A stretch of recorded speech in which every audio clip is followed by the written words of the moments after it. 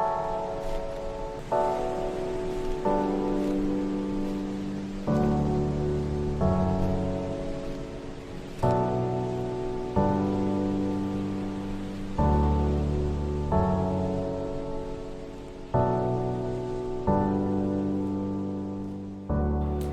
Friends, welcome back to couples kitchen.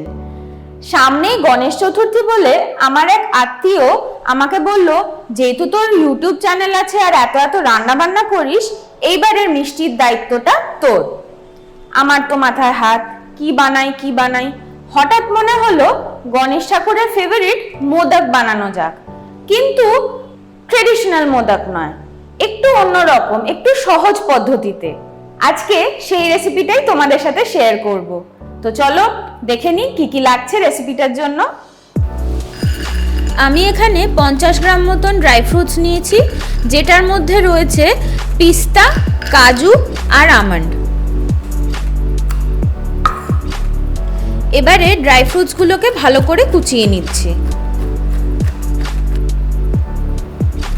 একটা বাটিতে 1 cup উষ্ণ দুধ নিয়ে নিচ্ছি, তার মধ্যে 1 চিমটে স্যাফরন দিয়ে দিলাম। এটা ভালো করে মিশিয়ে নিচ্ছি। এবার একটা কড়াইতে 1 চা চামচ ঘি দিয়ে দিচ্ছি।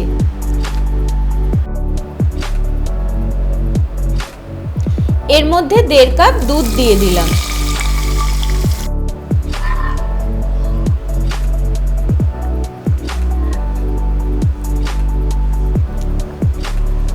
এর মধ্যে কেশর মেশানো দুধটা ঢেলে দিচ্ছি।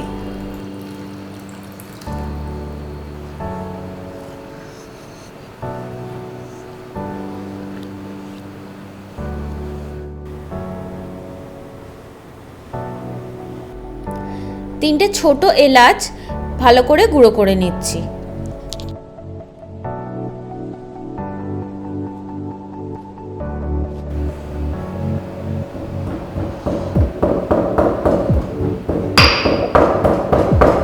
গুঁড়ো এলাচটা দুধে মিশিয়ে দিলাম।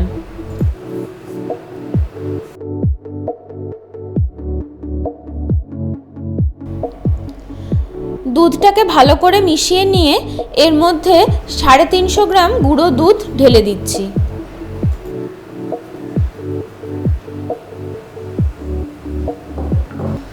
এবার এটাকে আঁচ কমিয়ে ভালো করে ঘন করতে হবে।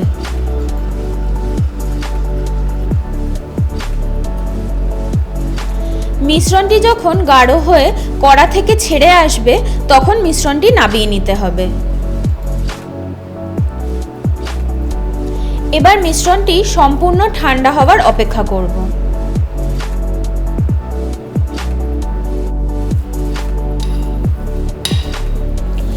এবার এটা ঠান্ডা হয়ে গেছে, এর মধ্যে আমি আস্তে আস্তে 150 গ্রাম আইসিং সুগার মিশিয়ে দেবো।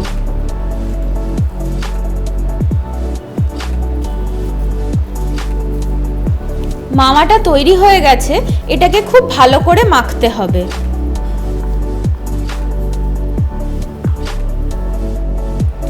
মোদকটা গড়ার আগে মোল্ডে অল্প একটু ঘি মাখিয়ে নিতে হবে।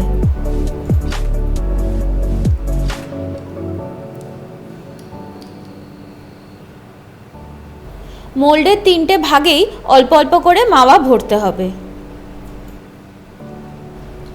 আমি যে এখানে মোল্ডটা ব্যবহার করেছি তার লিঙ্কটা আমি ডেসক্রিপশনে দিয়ে দিয়েছি। মোল্ডের 3টে ভাগে মাওয়া ভরা হয়ে গেলে শক্ত হাতে এটা চেপে ধরতে হবে। বাড়তি মাওয়াটা বাদ দিয়ে এর নিচের দিকে একটা গর্ত তৈরি করতে হবে।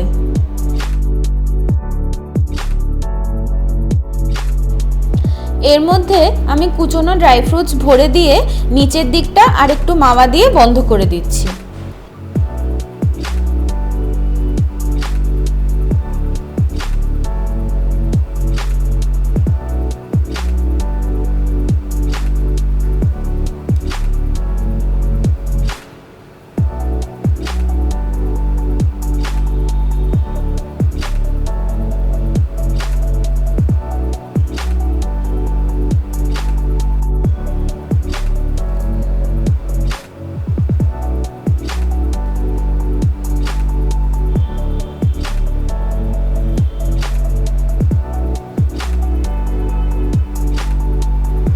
গণেশ ঠাকুরের প্রিয় মিষ্টি মোদক তৈরি।